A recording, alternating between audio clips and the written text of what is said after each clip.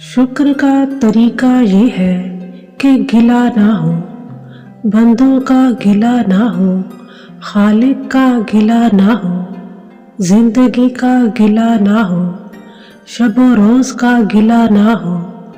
जिंदगी को हासिल और महरूमियों की शक्ल में ना तोलो, बल्कि जिंदगी में अपनी आफियत को अता करने वाले मोहसिनों को तलाश करो और मोहसिन के एहसान का शुक्र अदा करो। कुछ लोग पैसे के लिए शोहरत कुर्बान कर देते हैं और कुछ लोग शोहरत के लिए पैसा कुर्बान कर देते हैं।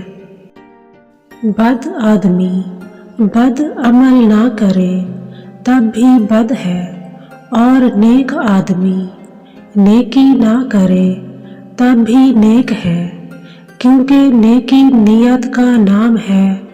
अगर आपकी नियत खराब हो गई तो आपका सफ़र खराब हो जाएगा। ईमान की पुख्तगी हालात की पुख्तगी से बिल्कुल बेनियाज है। आपका सारा इल्म यादाश्त का नाम है, और यादाश्त होती कितनी है।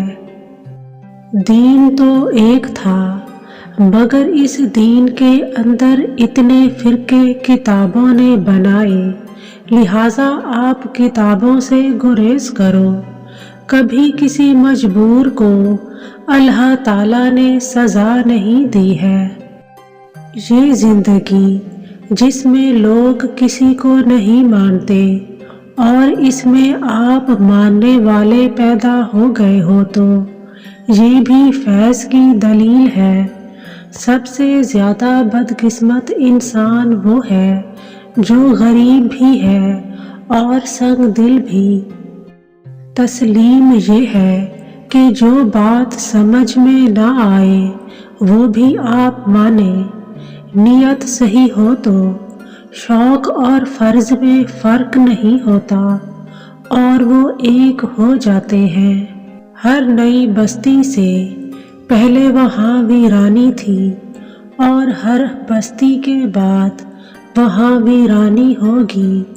झूठ को बदबू कहते हैं और सच को खुशबू कहते हैं। ऐसे शख्स के साथ राब्ता रखो जो आपको अमल की फ़कीरी बताए। इल्म से बचो।